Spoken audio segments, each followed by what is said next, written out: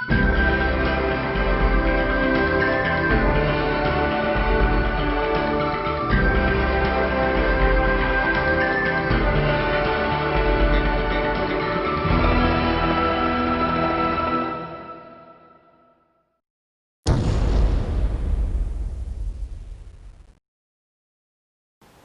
여러분 지금 청주향교 선비학당 114쪽 가운데 자활 부분을 함께 공부할 차례입니다. 선생님이 먼저 뜻을 읽고 뒤에 성독 공부를 함께 해보겠습니다. 공자께서 말씀하셨다. 군자는 세 가지 경계할 것이 있으니 젊었을 때는 혈기가 정하여지지 않았으므로 경계할 것이 여색에 있고, 몸이 장성함에 이르면 혈기가 바야흐로 강성함으로 경계할 것이 싸우는 데 있으며, 몸이 늙음에 이르면 혈기가 이미 쇠약함으로 경계할 것이 탐하여 얻으려는 데 있느니라 라는 뜻이 됩니다. 자, 이 문장을 여러분 같이 읽어봤는데요. 젊었을 때는 혈기가 정해지지 않기 때문에 어떻게 보면 이성한테 끌리는 게 많겠죠. 그래서 남자는 여색을 조심하는 것이고 여자 입장에서는 남색을 조심한다는 그런 의미가 되겠습니다. 또 아까처럼 장성함에 미쳐서는 혈기가 이미 강성해짐으로 싸우는데 아마 조심해야 될 것 같습니다. 그렇기 때문에 공자는 싸우는데 경계하는 데 초점을 둔 것이고요. 또 늙어짐에 있어서는 이미 기운이 쇠락했기 때문에 몸을 함부로 움직일 수가 없잖아요. 그렇지만 또 경험과 경륜이 많기 때문에 이미 머릿속으로는 다 이해가 됩니다. 그래서 욕심을 얻는데 경계를 둔다는 의미로 공자가 말을 했습니다. 이것을 줄여서 군자 삼계라고 이렇게 사자성어로 이해할 수도 있습니다. 그러면 음을 같이 읽으면서 성독 공부를 해보겠습니다. 자활 군자유 삼계하니 소지시엔 혈기미정이라 계지재색하고 급기 장야하얀 혈기방강이라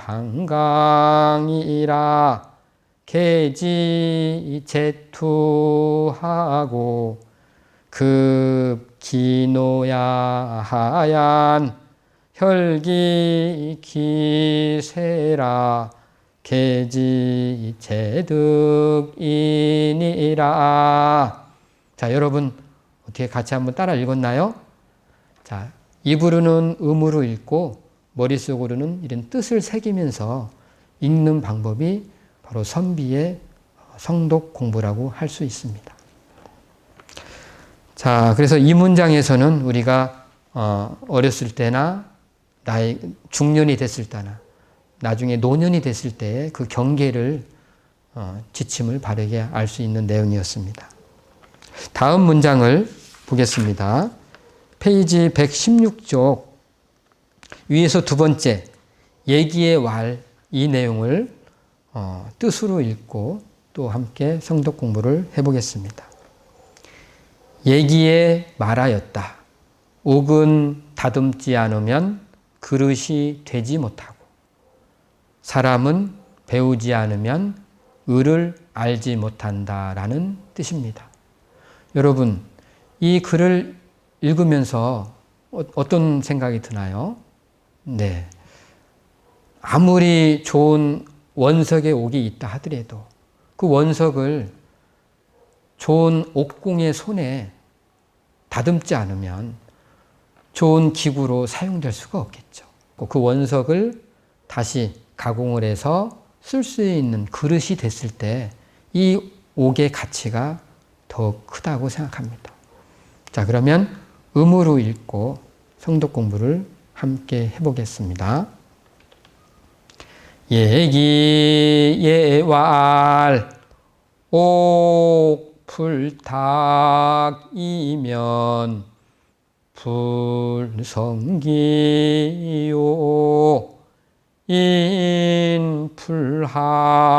인불학이면 부지은이라. 자, 여러분 읽으셨나요? 자, 그 다음 문장을 한번 살펴보겠습니다. 네, 태공이 말입니다. 태공이 말하였다. 사람이 태어나서 배우지 않으면 마치 어둡고 어두운 밤에 길을 가는 것과 같다라는 뜻입니다. 여러분 생각은 어떤가요? 태공이라는 사람은 춘추시대의 인물 강태공을 이야기합니다. 이 태공이 생각할 때에는 사람이 아무리 훌륭한 자질을 가지고 태어난다 하더라도 배워야만 그 훌륭한 자질을 더욱 발전시키고 또 인격으로 성숙할 수 있다고 생각한 것이죠. 그런데 혹시 이러한 자질을 가지고도 만약에 배우지 않는다면 밤에 우리가 길을 갈 때 불빛이라든가 등불이 없으면 어두워서 방향을 잡을 수가 없겠죠. 이랬을 때 배움이라는 것은 내가 어느 방향으로 가야 될지를 분명하게 제시해 줄 수 있는 것입니다. 이런 의미에서 이 태공의 말은 사람한테 울림을 준다고 할 수 있습니다. 그러면 음으로 읽고 성독 공부를 해보겠습니다. 태공이왈 인생 불학이면 여명명야행이니라. 자, 다음은 밑에서 두 번째 논어에 있는 말입니다. 논어는 공자의 말과 행동을 제자들이 기록해 놓은 책이죠. 자, 뜻을 보겠습니다. 논어에 말하였다.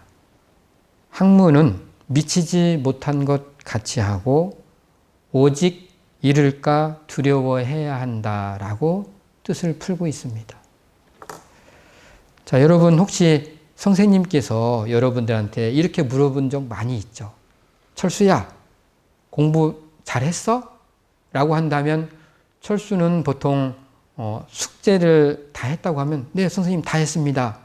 라고 이렇게 대답할 수가 있지만 만약에 이 문장을 공부했던 철수라고 한다면 선생님 숙제 열심히 했지만 아직도 모르는 것이 더 있어서 더 많이 읽고 있습니다.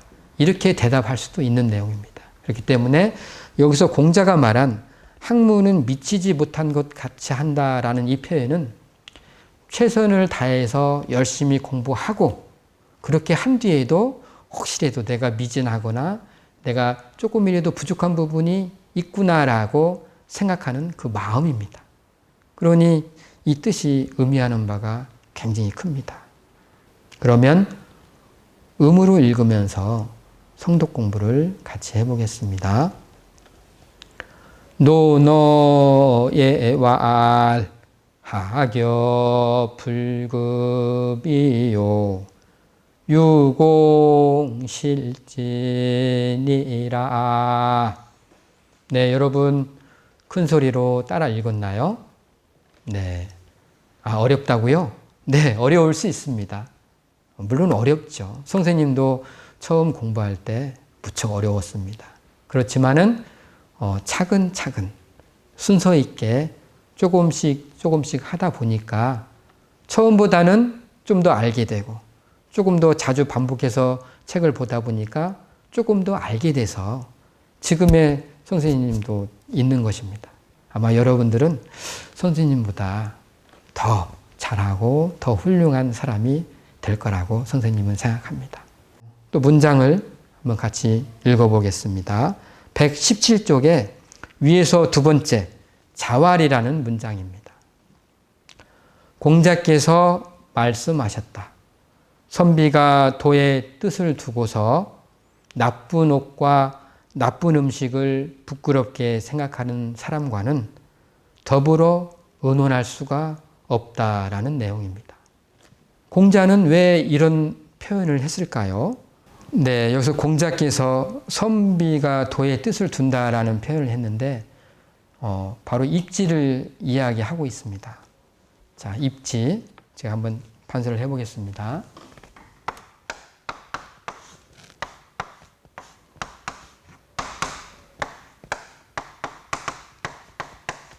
입지인데요. 입지. 자, 선생님이 비유적으로 그림을 하나 그리겠습니다.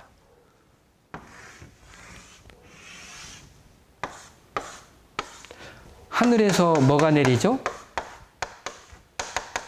예, 비가 오고 있습니다.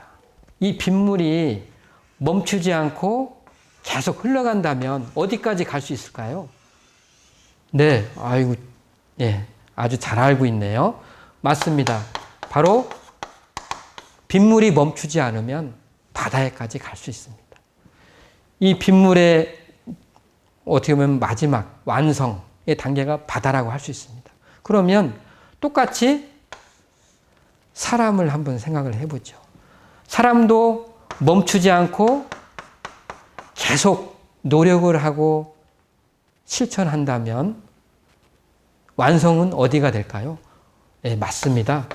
성인이라고도 할 수 있고 군자라고 할 수도 있고 네, 선비라고 할 수 있습니다. 그래서 노력을 멈추지 않으면 선비가 될 수 있습니다. 조금 더 예시를 들자면 뜻을 둔 사람이 이 선비가 되려고 노력을 해서 가는데 만약에 이 돌을 만났어요. 뜻이 있는 사람이 돌을 만났는데 그러면 이 돌 때문에 더 나아갈 수가 없는 상황입니다. 그러면 뜻이 있는 사람한테는 이 돌은 버팀돌이 됩니다. 버팀돌. 디딤돌이라고도 할 수 있죠. 근데 뜻이 없는 사람한테는 걸림돌이 되겠죠. 마찬가지로 길을 가다가 나무를 만났어요. 뜻이 없는 사람이라면 걸림목이 되겠죠. 근데 뜻이 있는 사람이라면 버팀목이 될 수 있습니다. 그래서 어려운 환경, 역경을 만날수록 이 뜻이 있는 사람은 더 인격이 도야가 돼서 성숙한 사람, 완성된 사람이 될 수 있는 것입니다. 그런데 공자가 여기서 말하고 있을 때는 선비가 도의 뜻을 두고서 나쁜 옷과 나쁜 음식을 만약에 부끄러워한다면 이것은 도의 뜻을 둔 것이 안 되겠죠. 도의 뜻을 둔 경우가 아닌 것이 되는 거죠. 그렇기 때문에 이런 사람과는 의논할 수가 없다라고 공자는 단언을 한 겁니다. 이렇게 지금 공자가 얘기한 것처럼 뜻이라는 부분, 또 우리가 공부할 때 어떤 마음에 새기는 이 입지가 아주 중요합니다. 자, 이렇게 해서 명심보감을 이 문장을 읽어봤는데요. 성독 공부를 해보겠습니다. 자왈 사치여 도이 치악의 약식 자난